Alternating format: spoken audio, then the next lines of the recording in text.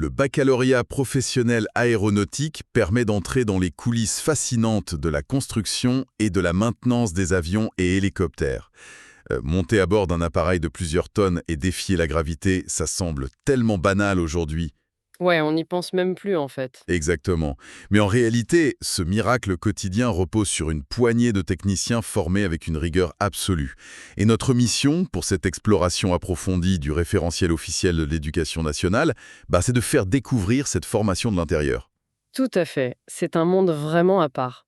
Finalement, réparer ou construire un aéronef, c'est un peu comme être un chirurgien de haute précision, mais pour des machines volantes. C'est une très belle image. Et le document officiel place d'emblée la barre très haut en matière d'exigence. Imagine que l'on se trouve sur la piste d'un aéroport ou dans un immense hangar très lumineux, prêt à intervenir sur un appareil. Ouais, je visualise bien la scène. L'erreur n'y a pas sa place, tout simplement. La moindre défaillance technique a des conséquences immédiates sur la sécurité des vols. Ah oui, c'est une sacrée responsabilité du coup. C'est pour ça que la formation insiste énormément sur la méthode, la rigueur et surtout le travail d'équipe. En fait, la maintenance aéronautique n'est jamais une action isolée. Justement, concernant cette méthode, comment on fait pour apprendre à ne pas se tromper sur une machine qui va transporter des centaines de personnes à 10 000 mètres d'altitude? On ne reste pas assis sur une chaise. Bah oui, on ne peut pas se contenter de lire des manuels en salle de classe. Exactement. Le référentiel prévoit 22 semaines de formation en milieu professionnel. Attends, 22 semaines! Ça fait presque 6 mois en entreprise, ça. C'est ça. Ce temps long permet vraiment de franchir le cap entre la théorie et la réalité. L'élève se retrouve sur le terrain pour acquérir des automatismes et intégrer les procédures de qualité. D'accord, je vois. Et c'est aussi là qu'on se confronte à la barrière de la langue. Parce que les documentations techniques, les manuels de maintenance, tout est rédigé en anglais technique. Ah oui, l'aviation, c'est international. Totalement.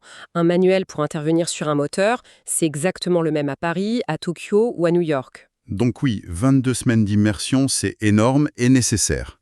Mais face à un avion de ligne qui est un véritable labyrinthe de câbles, d'alliages et d'informatique, les élèves font quoi concrètement? Ils ne font pas tout, bien sûr. Un seul technicien ne peut matériellement pas tout maîtriser de A à Z. C'est impossible. La formation se divise en fait en 3 spécialités très distinctes. Pour bien comprendre comment elles s'articulent, prenons un exemple concret. Je t'écoute. Quand un pilote tire sur le manche dans le cockpit pour faire monter l'appareil, cette simple action déclenche une réaction en chaîne. Et ça sollicite les 3 domaines d'expertise du baccalauréat. D'accord. Suivons le mouvement de ce manche.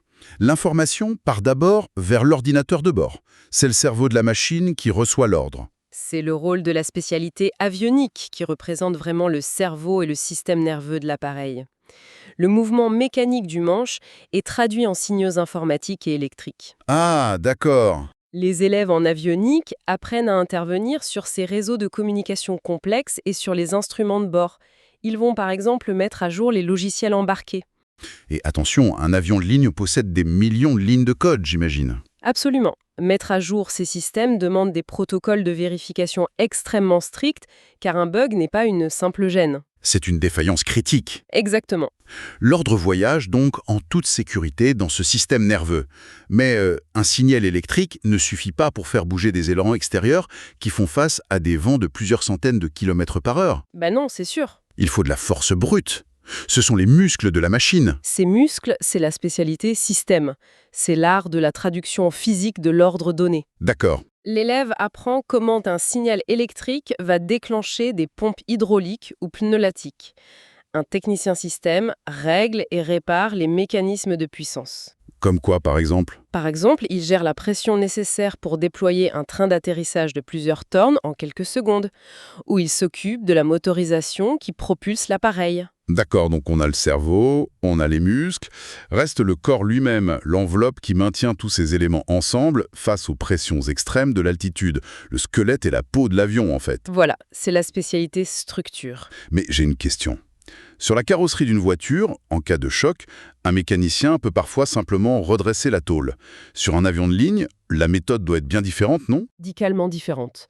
Les élèves en spécialité structure apprennent à travailler des alliages métalliques spécifiques, mais surtout des matériaux composites. Ah oui, les matériaux qui sont légers et extrêmement résistants. C'est ça. Si un panneau d'aile subit un impact, même minuscule, cela peut créer une micro-fissure invisible à l'œil nu. Et avec les différences de pression et de température en plein vol, cette fissure peut s'agrandir. Donc une simple éraflure mal soignée pourrait compromettre l'aérodynamisme de tout l'avion? Tout à fait.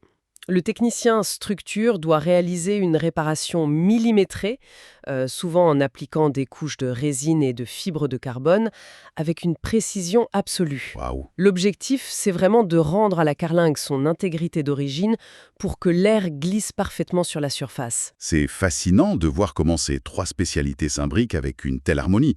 En résumé, c'est une formation extrêmement épanouissante qui donne de grandes responsabilités. Ouais, où la rigueur technique se met au service absolu de la protection des passagers. Une voie très exigeante du coup. Exigeante, qui demande la concentration, oui, mais qui offre la satisfaction inestimable de voir le résultat concret de son travail décoller vers les nuages. Chaque décollage parfait repose sur ce travail de l'ombre si minutieux.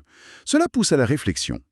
Quelles autres machines fascinantes de notre quotidien dépendent d'une telle précision invisible? C'est une excellente question. Merci pour l'écoute. Pour continuer d'explorer de nouvelles voies, il est possible d'écouter d'autres podcasts sur d'autres formations, sur le podcast Choisis ta formation et ton métier, ainsi que sur le YouTube Choisis ta formation et ton métier.